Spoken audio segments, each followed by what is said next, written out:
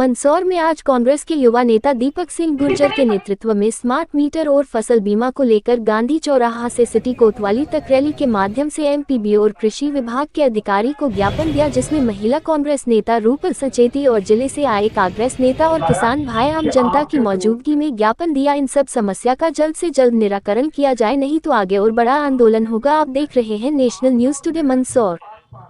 इस समय जिन विषयों को लेकर ज्ञापन दिया गया है उससे पूरा प्रदेश प्रताड़ित है। सबसे पहली बात करूंगा मैं फसल बीमा को लेकर किसानों की।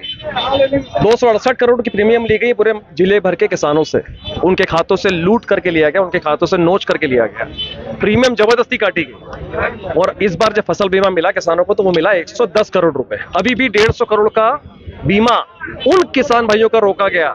लगभग 2200 गांवों का नाम दिया गया और 900 गांवों को बीमा दिया गया। 1200-1300 गांवों का बीमा अभी भी रोका।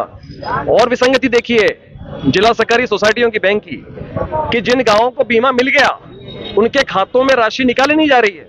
पुरानी लेनदारी के नाम पर वो सोसाइटी वाला भी पैसा रोक रहा है, तो किसान दो तरफा माल झेल रहा है। साथ ही एक बहुत बड़ा मुद्दा जो हमारे मंदसौर का, हमारे जिले का, हमारे आसपास के संभाग का, प्रदेश का बनता जा रहा है वो है एमपीबी का स्मार्ट मीटर। मंदसौर जिले में 35,000 उपभोक्ता एमपीबी के सुपरवाइजर पीयूष पवार बता रहे हैं और 23,000 उपभोक्ताओं के यहाँ पर स्मार्ट मीटर लग चुका है। स्मार्ट मीटर मतलब वो वाला मीटर जो चालू करते ही 1 रुपए के 1,000 रुपए कर देता है।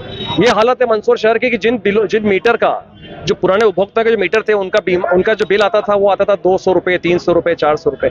उनका 10 गुना बिल आ रहा है 4,000 रुपए, 3,500 रुपए। ऐसे कई परिवार हैं जो जीवन यापन करके 200 रुपए रोज कमाते हैं, 300 रुपए रोज कमाते हैं। अपनी आमदनी का 80% हिस्सा तो वो केवल बिजली के बिलों में दे रहे हैं। बहुत बड़ी विसंगति है और इस सरकार को, तथाकथित भारतीय जनता पार्टी की सरकार को इस बात को सोचना होगा कि केवल वोट लेने से काम नहीं होता, जनता के काम भी करने चाहिए। जहाँ पर भी हमें उपभोक्ता द्वारा यह सूचना दी जाती है कि उनका स्मार्ट मीटर या अन्य किसी कारण से बिल अधिक आया है, तो वहाँ पर हम एक नॉन स्मार्ट मीटर जो सादे मीटर अपने पुराने लगते थे वो लगाकर 24 आवर में या 48 आवर्स में उसका एनालिसिस हमारे द्वारा किया जाता है। और यदि कोई उसमें मिस्टेक मिलती है तो उसका नियमानुसार उस पर उचित उसको उपभोक्ता को राहत दी जाती है। फसल बीमा योजना के अंतर्गत जो घपला हो रहा है उसको लेकर के यहाँ आवेदन दिया गया। स्मार्ट मीटर आज की डेट में सबसे बड़ा मुद्दा है और हजारों लाखों की संख्या में लोग पूरे देश में इस चीज से परेशान है। स्मार्ट मीटर जो कि हजारों के बिल, मैं आपको अभी त्वरित एक उदाहरण जो मैंने दिया था वो मैं बताती हूँ। अभी हमारे ही क्षेत्र में एक 10 बाय 12 का एक कमरा है जिसमें एक छोटा सा बल्ब और एक छोटा सा पंखा चलता है। वो इतने गरीब है कि उनके घर का दरवाजा भी नहीं है। उन्होंने लकड़ियों से जैसे तैसे एक थोड़ा सा टाटी नुमा एक दरवाजा बना करके और अपनी सुरक्षा करते हैं। ऐसे परिवार के घर में जहां 100 या 150 रुपए का मात्र बिजली का बिल आता था, अचानक वो बिल 18,000, 20,000 आने लगा। तो ये स्मार्ट मीटर में ऐसा क्या जादू है कि सरकार कितना भ्रष्टाचार इसके पीछे से कर रही है।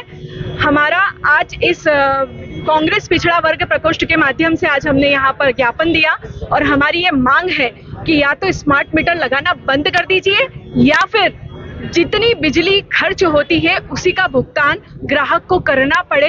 यही हमारा निवेदन है।